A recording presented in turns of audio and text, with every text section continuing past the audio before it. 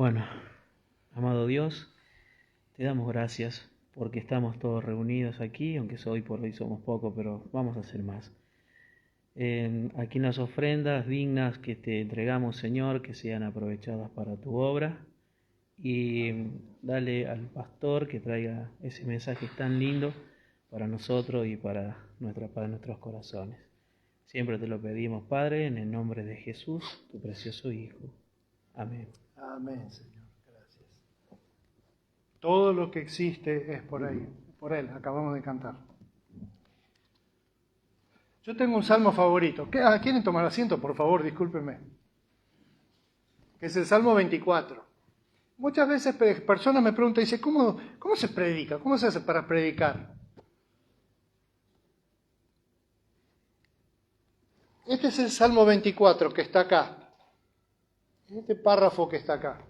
Si uno lee un párrafo de la Biblia, cualquiera, se va a encontrar que lo que lee tiene una lógica, tiene un sentido. Todo. Obviamente, el lenguaje siempre tiene sentido.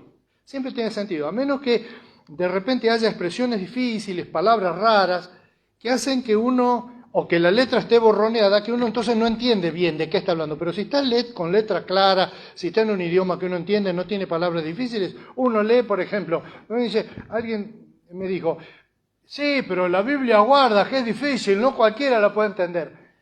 ¿Qué parte de no matarás es difícil? No matarás.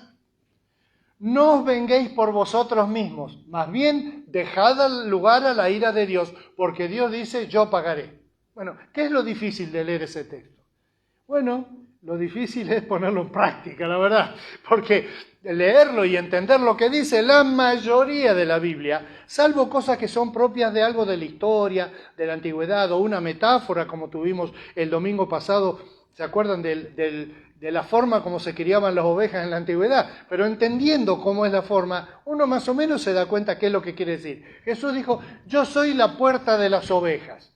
Las ovejas que yo conozco no tienen puerta, pero vamos a ver. Pero al enterarnos de cómo criaban las ovejas en la antigüedad y como en algunos lados hoy, cómo hacen los corrales con piedra, etc., y que las sacan para que... Entonces ahí va tomando sentido hasta el punto que nosotros, si nos dieran una hoja de papel y nos dijeran, anotá lo que dice ese texto que acabas de leer. Entonces vos anotás y el texto dice que esto, que lo otro, que lo demás allá, y te das cuenta de que esa extensión, de que ese párrafo tiene una idea principal, un tema principal, y que después tiene pequeñas aclaraciones, digamos, o colillitas de ese tema principal. Yo quisiera hoy leer el Salmo 24, lo voy a leer como fue escrito originalmente, es decir, como un poema. Voy a leerlo como un poema, que como estuvo escrito en hebreo, han escuchado hablar en hebreo, ¿no? Uy, tendría que haber traído un pedacito de un video. Yo no sé hablar hebreo, pero si ustedes escuchan en una noticia, ven un reportaje al presidente de Israel, habla como así. Tiene muchos sonidos, esos sonidos están en el castellano, por eso, por ejemplo, los norteamericanos, los que hablan inglés, todos los anglosajones, tienen problema en decir la palabra alfajor, porque la J esa, alfajor, la tenemos en el idioma por los árabes. De paso, casi todas las palabras que empiezan en al o tienen una H en el medio, como almohada, son palabras de origen árabe que estuvieron en el idioma español porque estuvieron dominando lo que es España hasta el año mismo, de casualidad. El último moro fue expulsado de España el mismo año que Colón descubrió América. Entonces nosotros tenemos una raíz muy fuerte de esas jotas y de esos sonidos guturales y todo, pero el idioma en que esto fue escrito, que era el hebreo, está en una forma rítmica. Entonces, porque son poemas, ¿no es cierto? Ustedes conocen algún poema. En el cielo las estrellas. O sea, ese es un bestseller, como dijo. Ese es un bestseller de la poesía. En el cielo las estrellas, en el campo las espinas y en el pecho en el centro de mi pecho, la República Argentina. Bueno, muy bien, Carlito, un aplauso para decir en la escuela, un chiquito de primer año, de primer grado, que sea medio caradura, ¿viste? La maestra lo preparó y ensayaba en la casa. En el cielo las estrellas, en el campo las espinas. Eso es un poema. ¿Qué tiene el poema? Que tiene un ritmo, tiene la rima, ¿no es cierto? Y en el medio de mi cielo, la Argentina, que es como la espina, Tina. Entonces ese jueguito, y es un juego de cosas que combinan, de ideas que juegan, y la poesía realmente es muy bonita. Toda la poesía. Yo en los tips cada tanto leo algunas porque, vieron, es como, a mí me pasa casi todas las cosas.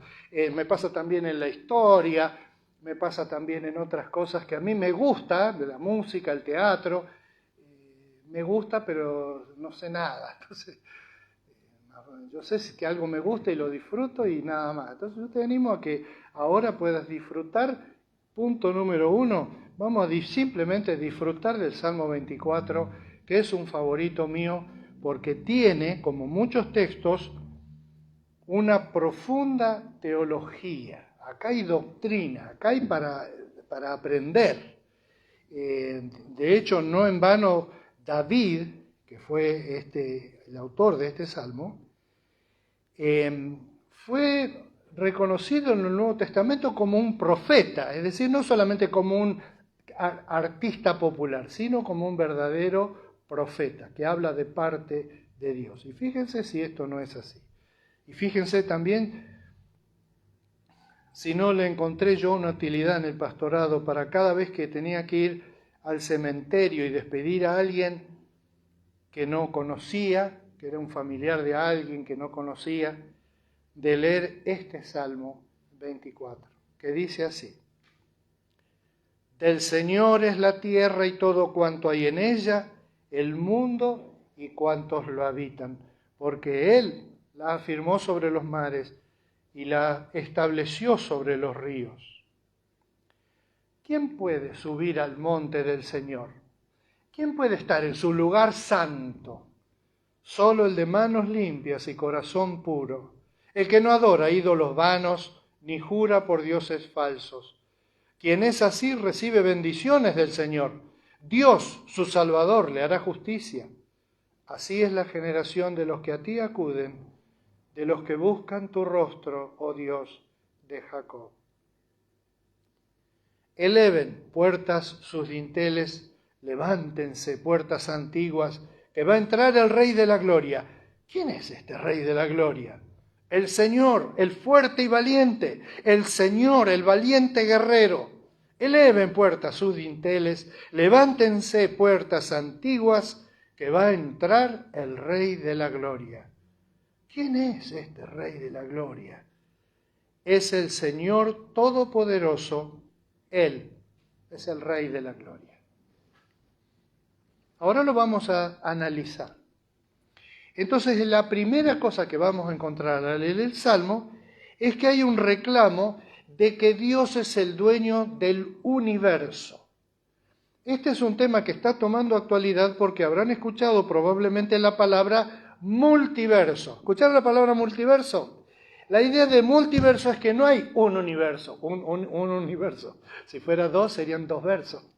Triverso, cuatriverso, mil versos. La idea de ahora es que no hay un universo. Por supuesto, la idea del multiverso es que tampoco hay un universo que Dios creó, sino que hay tantos universos como querramos. Entonces yo puedo manejarme no como que existe una realidad final, sino que existen millones de realidades y yo elijo cuál me gusta más a mí. Y ese es el concepto multiversal. Por supuesto, este salmo claramente y específicamente especifica que no hay multiverso, que hay formas diferentes de conducirse, hay formas diferentes de ver las cosas, que hay muchas opiniones, que hay muchas costumbres, que hay mucha variedad, pero siempre dentro del universo que Dios creó. Y entonces este es el primer temazo, digamos, que podemos nosotros ver al ver este salmo. La primera cosa que nos va a llamar la atención de todo el salmo es: hay un solo universo y hay un solo Dios. El estudio más superior que se hace en la Argentina, de paso tenemos acá una profesora universitaria, es justamente ese concepto, el concepto universitario. Es un concepto que salió posteriormente de la Edad Media. La idea de hacer un estudio, hacer algo que cubra toda la realidad, que no quede nada afuera. Entonces, dentro del estudio universitario están las distintas facultades. Hay quien estudia Derecho y hay quien estudia Biología. El Derecho y la Biología prácticamente no tienen muchas cosas en común, aunque sí, porque de repente, cuando encuentran un cadáver de un muerto, digo porque como hay un chico acá, estoy arruinando la noche, ¿qué es lo que hacen? Los científicos de la policía realizan un estudio para ver qué cosas se encuentran en el cuerpo. Y entonces, si encuentran un veneno, para hacer suave esta ilustración, saben que esa persona probablemente murió envenenada con ese producto. Lo identifican y entonces la biología, la química, la bioquímica le trae una ayuda al derecho. ¿Se dan cuenta? ¿Por qué es eso? ¿Por qué la psiquiatría con la medicina? ¿Por qué? Porque vivimos dentro de un universo. Entonces no necesitamos multiversos donde un verso no tiene que ver con el otro, sino que todo, en cierta forma, tiene que ver con todo. Y eso es lo que dice acá, que todo tiene que ver con todo simplemente porque Dios lo hizo y porque Él es el dueño del universo.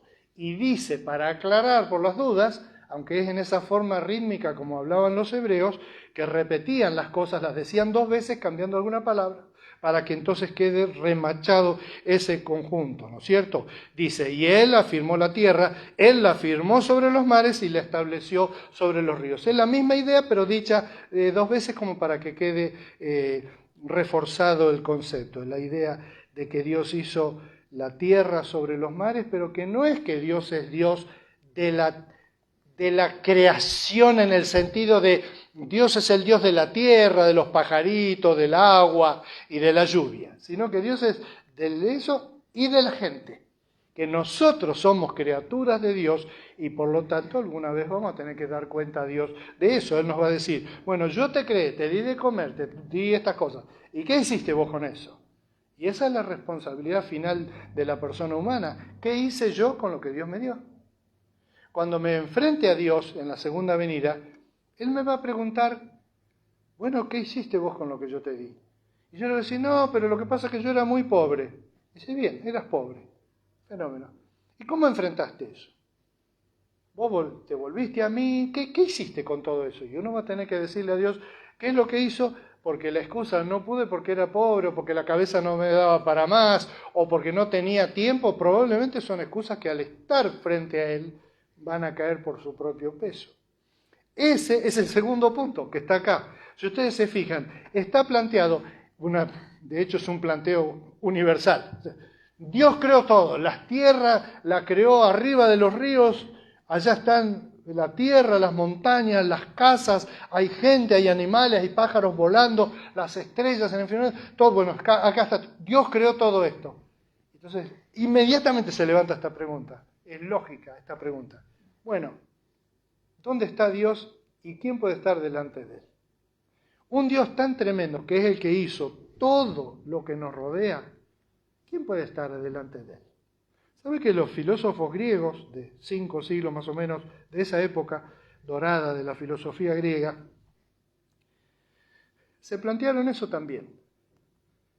¿Cómo una persona como yo, que le gusta aprender todo, decían ellos, no digo yo, ¿cómo podría tener una persona comunión con los dioses? Pongámosle que son muchos, ¿no? Hay un dios de la tormenta y hay dios de la cría, por ejemplo, un dios de la cría, y si el dios de la cría te bendice, tus ovejas tienen muchas crías, y si te castiga, pues no tenés. Yo conozco uno que tenía las cabritas en un cerro, cayó un rayo, le mató 40 ovejas. ¡Ay, qué horror! Ese es el dios de las crías que lo castigó. Sí, qué bárbaro. ¿cómo puede una persona andar bien con los dioses? Ofreciéndole ofrendas, valga la redundancia. Los dioses, y son tan buenos, tan poderosos, y sobre todo el Dios más Dios que haya, el jefe de todos los dioses, ese Dios, que es un concepto que hay en todas las culturas. Aún las culturas que creen que hay muchos dioses siempre creen que hay uno que es el capo, el presidente, el rey, el dueño, lo que sea. De hecho, ese era para los griegos el dios Zeus. Zeus, Teos, Dios. ¿Ves que son parecidas las palabras? Porque el nombre Dios que nosotros usamos habitualmente no es un Dios en nombre, digamos, básicamente cristiano, sino el nombre que le daban los griegos a Zeus, que era el capo de todos los dioses. Y él mandaba, tenía autoridad, era muy grave, muy serio, respetable. Entonces los griegos preguntaban, ¿y cómo me pongo bien yo con él? ¿Cómo puedo tener comunión con él? Entonces algunos decían, no, es imposible. El Dios, los dioses están tan en otra cosa, tan en un mundo perfecto, que ¿qué se van a fijar en mí? Mucha gente cree eso del Dios este que estamos hablando ahora, hasta ahora. Dicen, no, me encantaría, pero Dios, o sea, mira, no me va a mirar a mí. ¿Se acuerdan María, la madre de Jesús, que dijo cuando el ángel se le apareció? Dijo justamente eso, esa idea. Dice, ahora en adelante me van a decir la suertuda, la bienaventurada, porque Dios se ha fijado en mí. La idea de que Dios es un Dios bárbaro, buenísimo y todo, pero la idea de estar cara a cara con Dios era una idea que no entraba en la mente en la antigüedad de los filósofos griegos. Pero sí en este texto. Fíjense ustedes que este David, que escribe esto, puede descubrir que en el universo hay un creador que es Dios y por lo tanto hay un lugar de responsabilidad frente a él. Pero respondiendo a la pregunta, ¿quién puede ir y enfrentar a Dios? ¿Quién puede charlar con él? No enfrentar para pelear, obviamente, sino ¿quién puede tener acceso a Dios? El acceso a Dios. ¿Cuál es la síntesis del Evangelio que decimos? Predicamos el Evangelio, la salvación por Cristo. Es justamente el acceso a Dios a través de Cristo. Eso que es tan antiguo como el hombre. ¿Quién podría poder pararse frente a Dios y decirle, mirá, Dios, yo quiero que vos me entiendas lo que a mí me está pasando, me pasa esto, esto y esto? Esa posibilidad real de hablar con Dios, de confesar nuestra vida entera delante de Él, es una cosa que está en la Biblia, por lo menos 1000 años antes de Cristo, está en el Salmo acá, donde dice, ¿quién puede estar en su lugar santo? Dice acá, el de manos limpias, vayan contando, y corazón puro, el que no adora ídolos vanos, ni jura por dioses falsos. ¿Cuántos números, cuántas cosas hubo? Ahí hay un datito. En la Biblia, algunas veces las apariciones de las cosas, como por ejemplo el número 3. Santo, santo, santo es el Señor. Ese trisagio se llama el triple elogio de santo que se le da a Dios. ¿Por qué 3? Bueno, como para remachar la idea, ¿no es cierto? Te dije que no, no, no y no. Fíjense que no es 4 ni 2, es 3. No, no y no. O los chiquitos, papi, vamos a tomar un helado, porfi. Es el trisagio. Es el trisagio para pedir helado. Pero acá aparece otro número, que es el número que siempre va a aparecer en la Biblia, referido a algo que tiene que ver con la vida terrenal, con la vida humana. Por ejemplo, norte, sur, este, oeste. El ancho, lo profundo, el alto, y me está faltando algo, y el extenso. Fíjense ustedes la cantidad de veces los jinetes del Apocalipsis, los caballos en realidad del Apocalipsis, cada vez que aparece este número 4 quiere decir cosa humana. Y justamente es muy interesante que aparezca de esta forma así, porque lo que está sugiriendo, está diciendo realmente es que el ser humano acá en la tierra puede tener comunión con Dios. No es que tiene que esperar a que Él se pueda de alguna forma transformar y elevar y ir con suerte y a la presencia de Dios, sino que Él acá puede tener en medio de esta experiencia humana de la vida, ¿no es cierto? Puede tener comunión con Dios. ¿Y cómo va a ser ese acceso a la presencia de Dios? Por una vida de santidad. la santidad caracterizada por tener comunión con Dios, pero traducida en hechos de profundo sentido moral. Dice acá específicamente, manos limpias, quiere decir que no chorea, corazón puro, quiere decir que sus intenciones son correctas, que no adora ídolos vanos, es decir, que no deja de lado a Dios para adorar cosas falsas, y no jura por dioses falsos, es decir, no refuerza sus mentiras, que no refuerza su vida, que es inmoral básicamente, haciendo juramentos a dioses extraños. Dice que el que es así recibe, otra vez, miren, recibe bendiciones del Señor, Dios su Salvador le hará justicia, y así es la generación de los que a ti acuden. Hay una generación, no una persona individual, sino un tipo de persona, y los que buscan el rostro al modelo, a la forma del Dios del prócer judío Jacob. Otra vez 4, porque es la fe, nuestra fe, la fe tuya, la fe mía, la fe de... Tengo que señalar cada tanto a la camarita para enfatizar este punto. Entonces ya tenemos, el cielo y la tierra pertenecen al universo que Dios creó. ¿Existe la posibilidad de hablar cara a cara con Dios? La respuesta es sí. ¿Y nuestros pecados? Bueno, pueden ser perdonados. Dice acá, nosotros no encontramos una buena traducción para la palabra justicia, que aparece aquí. Dice, Dios su Salvador le hará justicia. Otra vez, volviendo al ejemplo de María, la madre de Jesús que mencioné primero, ¿se acuerdan cómo ella llama a Dios? Es muy interesante. Y dice, me engrandece mi alma al Señor y mi espíritu se alegra en Dios, mi Salvador. María, la madre de Jesús, sabía, como todos nosotros sabemos o intuimos, que somos pecadores y que no merecemos estar en la presencia de Dios, pero Dios mira nuestra vida, ve que tenemos buenas intenciones, que tratamos de no jurar, de no mentir, de no robar, que tratamos, que ponemos pila en eso y que lo hacemos porque pensamos que nos gustaría estar bien con Él. Y a cambio de eso, entonces lo que hace Dios es perdona. En Cristo, en Jesús, cuando murió en la cruz, todos esos pecados de personas como nosotros, personas normales, digamos, que tienen una buena actitud hacia Dios, fueron perdonados. Y es un dato que no está explícitamente en la Biblia, pero no está explícito, es que los pecados de David, los pecados de Abraham y de Moisés, ¿cuándo fueron perdonados? Bueno, en el sistema antiguo lo que hacían sacrificios, pero los sacrificios no perdonaban el pecado. Simplemente lo transferían de la persona al animal que moría. No a otra persona, no sacrificios de niños, o sacrificios de enemigos, o de gente que odiamos todos los sacrificios. No, de animales. Pero cuando murió Cristo, Él pagó personalmente por toda esa carretillada de pecados de la antigüedad, los de su tiempo y los de toda la historia. Yo, 2000 años después de la muerte de Cristo, cuando peco y pido perdón y Dios me perdona, ¿dónde se paga ese pecado? Se pagó ya en la cruz de Cristo. Por eso podemos decir tranquilamente que nuestros pecados han sido perdonados, incluyendo los pecados de mañana, del martes, del jueves, todos los pecados fueron perdonados en el mismo acto en la muerte de Cristo.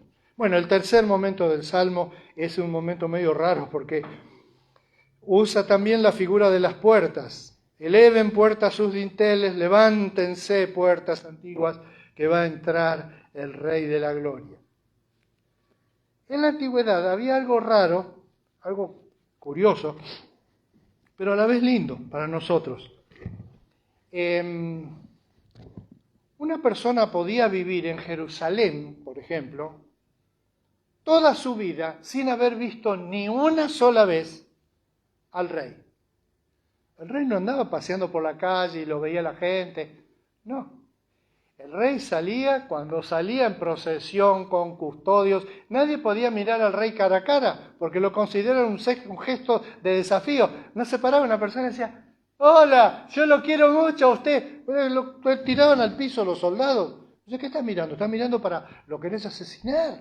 No se podía entrar así. Y ustedes recuerdan, hay casos en la Biblia, como el caso de la reina Esther, por ejemplo, que se atrevió y dijo, no, y fue y se presentó delante de su marido, que era el rey. Ahora estamos acostumbrados que el reinado en casa, que ahora no solamente entran, sino que te dan instrucciones, las mujeres, ¿no? Ahí me salió el machirulo. En la antigüedad, en el caso la reina Esther entró a riesgo de que los guardias la hubieran frenado y le hubieran preguntado al rey, ¿qué hacemos? Y que él le hubiera dicho, si justo se había peleado, podía morir ahí mismo. Con todo derecho, porque delante del rey no se entra sin pedir permiso.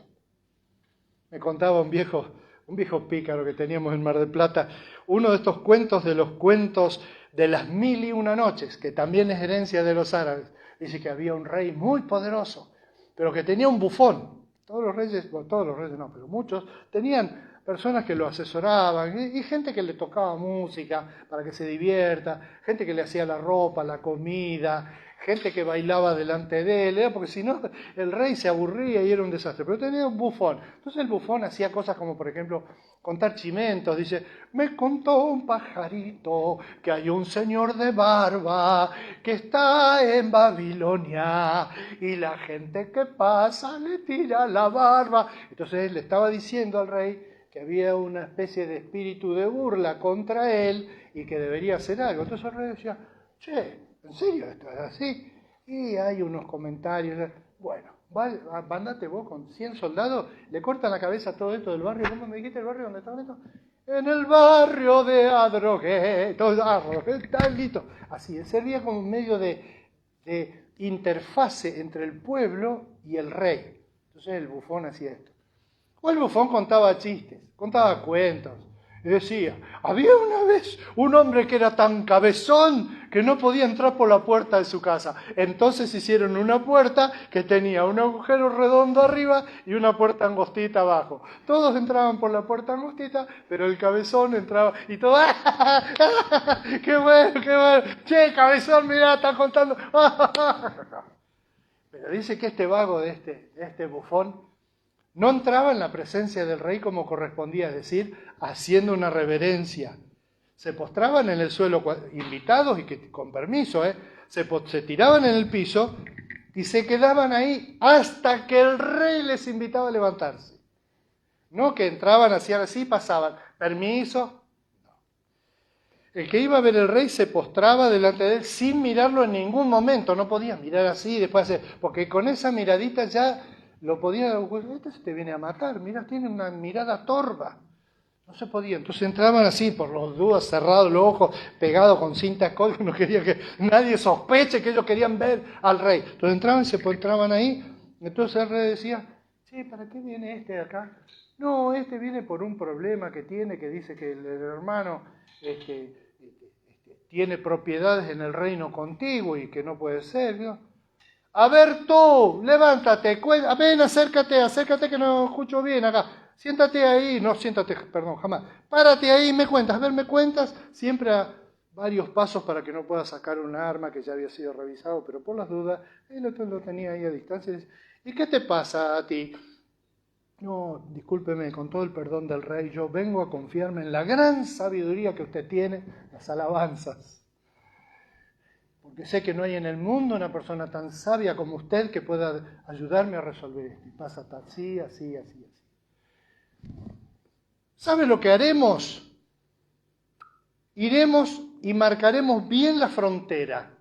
Y todo lo que quede de la frontera para allá, que se lo quede tu hermano, pero que se vaya a vivir del otro lado. Y todos decían, ¿cómo sabe el rey? ¡Qué maravilla! Y nadie decía, no, pero escúcheme, no vamos a hacer un semejante... Nadie le discutía, él era el rey. Ahora este bufón no entraba haciendo una reverencia, sino que entraba y decía, hola, buen día, ¿alguna novedad? ¿Qué tal? ¿Cómo va mi majestad el rey? Muerto de risa, eso así no. El rey decía, está serruchando el piso. La gente después se ríe de mí porque después estaban las damas cortesanas, se iban para allá y cuando se iban decían, ¿viste lo que le dijo al rey? Le dijo pelado cabezón. ¿Y viste cómo le brilla acá cuando hace así? Porque, ¿qué están hablando ustedes? No, nada, no, estábamos hablando de nosotros. Porque te podía costar la vida. Entonces este entraba así. Y así el rey dijo, a este lo voy a embromar. Entonces en la puerta donde entraba siempre el bufón, le hizo hacer una mampara para que sea de esta altura. Cosa que el tipo, para entrar, tuviera que agacharse. ¿Y saben lo que hizo el bufón? La próxima vez que tuvo que entrar, entró con la cola para adelante así, para burlarse de la decisión que había tomado el rey por él. La pregunta es, ¿cómo? Porque esto de las puertas es la idea. Hay una ciudad que está por recibir un rey. Algunos lo van a ver.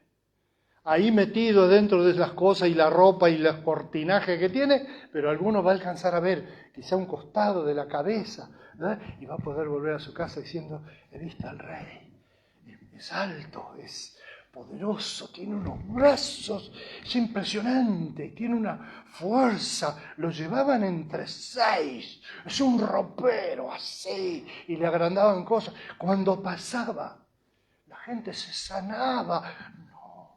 Nuestro rey es el más glorioso de todos los reyes de la tierra. Así hacían con los reyes comunes. A los césares, por ejemplo, le atribuían milagros, así. Sí, una vez estaba muy preocupado y yo pensaba, si pudiera solamente llegar al César y mostrarle, él encontraría una solución. Y pensando en eso, sentí como un fuego y me curé. ¿Se dan cuenta? Y la gente contaba, ¿sabés lo que pasó yo estaba pensando como las 3 de la mañana y se curó? No, milagro. Entonces yo también voy a hacer lo mismo. ¿Sí? Y así adoraban al César. Por eso mataron tantos cristianos los romanos, porque los cristianos no se postraban delante del César, ni de la imagen del César, ni del nombre del César, ni del himno del César, ni el día del César, nada que ver con César. César, estás, ¿cómo se dice? Hay un César acá. ¿Cómo dicen? Estás nominado. ¿Se dan cuenta? No es solamente el rey, no es solamente su autoridad, y más con esa idea del rey de la antigüedad, que era un rey desconocido, que la gente no lo conocía.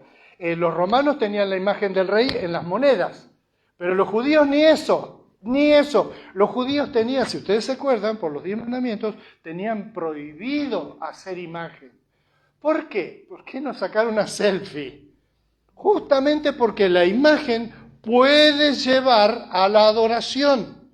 Yo tengo esta fotito de una señora no sé qué, y cuando la miro, un pastor evangélico, fue muy famoso un par de décadas atrás, contaba que él cuando se sentía débil espiritualmente iba a orar al cementerio donde está enterrada Kathleen Kuhlman. Fue una predicadora pentecostal del principio del siglo pasado, para tomar fuerza espiritual. Después que él dijo eso, se arrepintió, porque se dio cuenta que lo que hizo fue sugerirle a personas que cuando estés mal, anda a rezar a la tumba de Kathryn Kuhlman. Si el pastorazo al que nosotros le vamos a pedir, él va y pide allá, nos ahorramos un trámite y vamos directamente allá. ¿Se dan cuenta que hay sabiduría en lo de las imágenes? Porque hacer una imagen, ¿cómo una imagen? Y lo más linda posible. Que la imagen salga más linda que la persona que hicimos la imagen. Entonces, imagen poderosa de la persona que está así, o el San Martín que está así. ¿Han visto una imagen del San Martín ecuestre? ¿Han visto? ¿Vos has visto San Martín ecuestre, que es como dijo un chiquito, me corro para que la columna no te tape, dice, fuimos con el abuelo a la plaza y estaba San Martín haciendo Willy con un caballo. Ojo con esta pregunta, ojo, vamos a ver quién la sabe. La mano de San Martín está así, ¿verdad? ¿Sí? El gorro que tiene, ¿cuántas puntitas tiene? 2. Era un bigornio. Tenía 2 puntitas, una para adelante y otra para atrás. Estaba montado en un caballo. ¿Qué color? Bronce. No digo porque parece que estoy haciendo muchas trampas. ¿A dónde señala San Martín? ¡Ay, Dios, quiero ver! Todas las estatuas de San Martín ecuestre, que son copia del mismo molde, hay en todo el país. El San Martín que está así, San Martín está señalando a un lugar. ¿A dónde es? Y es muy interesante como para ilustrar lo que estoy predicando esta noche. Está señalando para Chile, para la liberación. Ese era el puerto de salida, digamos, desde Argentina para liberar al resto del continente, porque la idea de él no era hacer algo acá en Argentina, sino ese sueño que tenían de que toda Latinoamérica fuera un continente libre. Nosotros hoy, un par de siglos después, saben que América Latina ahora es un narcocontinente. Su deseo, el deseo de San Martín señalando para Chile, bueno, yo creo que estoy señalando mal porque debería señalar para allá, ¿verdad? Para allá, al sur, las altas cumbres, Mendoza, sí, ayúdenme, no, al oeste. ¿Al oeste? ¿Al sur? No, al oeste. Ahí es el sur. Allá es el oeste. El oeste, o este, a ver. Sí, estamos en Córdoba, para el oeste, a la caída del sol, acaba de caer por ahí atrás, ¿no es cierto? A ustedes que se les cae el sol encima, ¿de dónde se les cae el sol a ustedes? Allá por allá. Bueno, anyway, San Martín está allá, así, soñando con un continente unido, y hasta ahora no se logró eso, pero ¿vale la pena mantener el ideal sanmartiniano? Yo creo que sí. Y las puertas de nuestro corazón, como si fueran las puertas de una ciudad. Nosotros debemos ver esto. Podemos recibir a Dios como a los testigos de Jehová, con la puerta esa que tiene una cadenita. En mi casa tenemos así. Vos la abrís un poquito y mirás así y dices, ¿quién es? ¿Qué quiere? Sí, no estoy interesado, gracias. Tomo y cierro. Hay mucha gente que recibe a Cristo así. Recibe a Cristo, lo mira y dice, ¿quién es?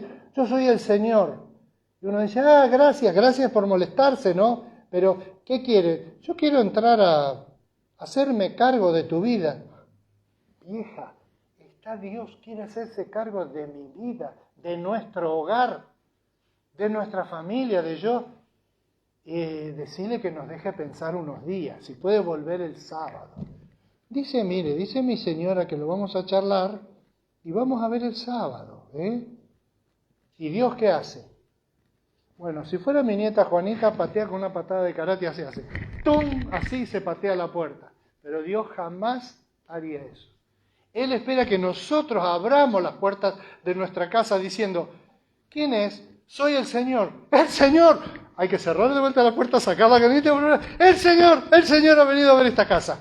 ¿Se acuerdan? Saqueo, el pequeñito. Saqueo. Dice, el Señor va a venir a mi casa, contento, porque el Señor viene a tu casa. El Señor está a la puerta de nuestro corazón. ¿Cuántas personas hay que tienen a Cristo ahí golpeando en la puerta y lo tienen esperando? Que no sé qué pase, que se alineen los astros, que lo entienda mejor, que pueda resolver unos problemas que tengo, que crezca un poquito más, que en la mar en coche todas son patrañas, todas son excusas. Cuando Dios está a la puerta de mi corazón, Él quiere esta actitud que David de paso la sabía por él mismo, ¿no es cierto? Apertura total, puerta total. ¿Cómo una ciudad fortificada abría la puerta total? Ante la presencia de alguien bienvenido en esa ciudad. ¿Le daban qué cosa cuando entraba? La llave de la ciudad. Ese es el gesto contemporáneo después de la Edad Media de las ciudades valladas, ¿no es cierto? Le dan la llave de la ciudad. Dice, tome, usted es el dueño de esta ciudad. Y así nosotros podemos darle al Señor las llaves de nuestro corazón. Podemos darle nuestros pecados, nuestras confusiones. Todo lo podemos posponer. No me gustaría entender mejor, pero ya, si estás acá, bienvenido seas, vos sos el rey de mi corazón. Y eso, porque Dios no quiere avasallar nuestro corazón, sino quiere entrar en alegría a nuestro corazón. Entonces, los invito a todos a pensar cómo podemos, hoy mismo, entregar nuestro corazón al Señor, abrirlo, dejarlo que Él venga y que haga, que Él haga. No venir y decirle, no te sientes necesidad porque está medio floja. Ay, no te fijes la mugre que hay en el baño, más vale usar el otro baño que es para las visitas. No, en la pieza no, porque todavía no hicimos la cama. No podemos darle la entrada a Dios a nuestra vida, atajándolo en todos los lados, sino simplemente, mira el honor que nos haces acá, esta es tu casa, esta es nuestra vida, la ponemos delante de tus manos para que vos seas el Señor en esta casa. Aquí están las llaves. Las estaba haciendo para regalárselas a mi hijo cuando cumplía 18 años, le iba a dar la llave de la casa. Pero ella me había robado uno y se hizo copia con unos vueltos que se quedó de la madre. Entonces esta está para vos, Señor. Acá está. Entrá y salí las veces que quieras. Esta es tu casa. Esta es mi vida. Este soy yo. Este es el que está contento de tenerte en la vida. Pongámonos en pie para orar. Perdón, la cena. De pie, vamos a tomar la cena del Señor. Así como estamos, lo podemos hacer. Y que este será el acto, digamos, de felicidad, de poder compartir con el Señor nuestro... ¿Podemos compartir así? Lo repartimos, ¿verdad? El Señor Jesús, la última noche que estuvo con los apóstoles, después se vino todo en banda, lo metieron preso. ¿Querés ayudarme a repartirlo? Tomen, por favor, un pedacito de pan y una copita de vino que representan el cuerpo que Cristo puso para que todos los pecados sean perdonados, para que podamos abrir las puertas y que haya un Dios que quiera entrar. Porque ese es el problema que tiene mucha gente. Cuando se dan cuenta quieren abrir la puerta, pero Dios ya no está más en la puerta. Ya no hay nadie. Y es terrible eso. Y al recordar a Jesús lo que hizo por nosotros, de su cuerpo, cómo lo entregó sin retasearlo, y de su sangre que la derramó sin quejarse incluso. Lo que más le dolió, ¿recuerdan qué es lo que más le dolió a Jesús en la cruz? ¿Recuerdan? Porque Él dijo, sintió el desamparo de no tener, aunque sea por un tiempo, la comunión con el Padre. Nosotros podemos tener comunión con el Padre, plena, puertas abiertas. Entonces celebremos eso con felicidad. En gratitud en nuestro corazón, diciéndole al Señor palabras de agradecimiento, comemos el pan y tomamos la copa, sabiendo bien que lo que representa esto en nuestra vida.